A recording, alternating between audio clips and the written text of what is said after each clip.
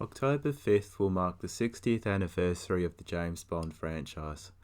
As an avid fan of the series, I have decided to commemorate that date by reviewing all of the films from my least favourite to my most favourite. Please be warned, these reviews will involve spoilers.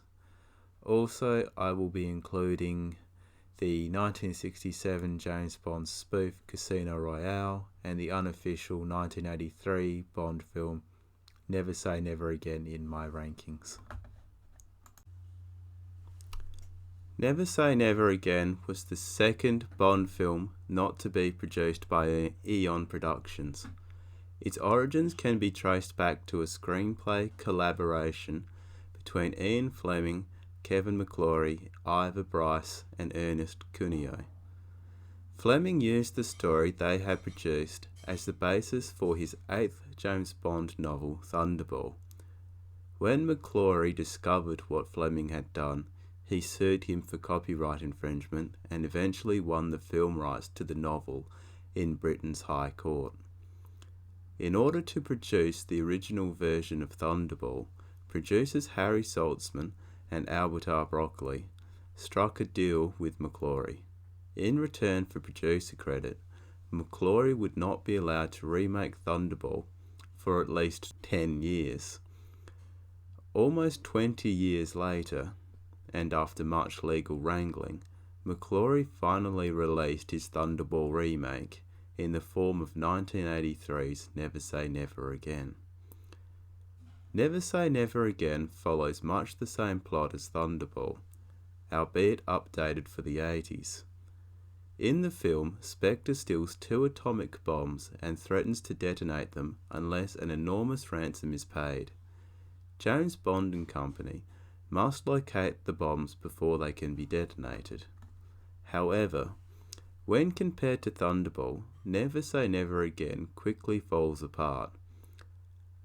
Both Thunderball and Never Say Never Again use the nuclear threat as a backdrop for the Bond-Largo-Domino love triangle. But in Thunderball, it is executed much more cleanly. A significant factor in Never Say Never Again's comparative failure is that its characters tend to be dull and uninteresting.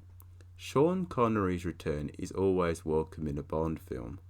He's actually in better shape here than he was in Diamonds Are Forever, and his trademark charisma seems to be in full swing. However, his age does make it a little difficult to believe that he could bet the rather youthful Domino. Klaus Maria Brandau's portrayal of Largo as a man walking a thin line between charming and psychotic is probably the best in the film, and certainly makes for an interesting character. Fatima Blush is a kind of discount Fiona Volpe, though she does make an impression. Algernon, Never Say Never Again's equivalent of Q, is very amusing. Now you're on this. I hope we're going to have some gratuitous sex and violence. I certainly hope so too. The rest of the cast, however, isn't exactly worth mentioning. I don't care much for Kim Basinger's performance as Domino Patacci. She's nowhere near as good as Claudine Auger. Nicole is forgettable. I almost forgot she was in the film in the first place. The only thing worth noting about Felix Leiter is that he's black, like 20 years before Casino Royale. Nigel Small-Fawcett irritates me, and both M and Moneypenny are treated as though they are insufferable baboons. Matters aren't helped much by the fact that Never Say Never Again has a made-for-television aura about it. The cinematography is very bleak, the sets look cheap, and the action sequences are dull and uninspired. The bleak cinematography, for example, would be fine if Kevin McClory had been going for a grittier tone. Unfortunately, however, he was trying to compete with the official series in terms of glamour and sophistication, and clearly he failed. I find that I appreciate Never Say Never Again more for what it could have been than what it was. Kevin McClory failed to take full advantage of the opportunities presented to him.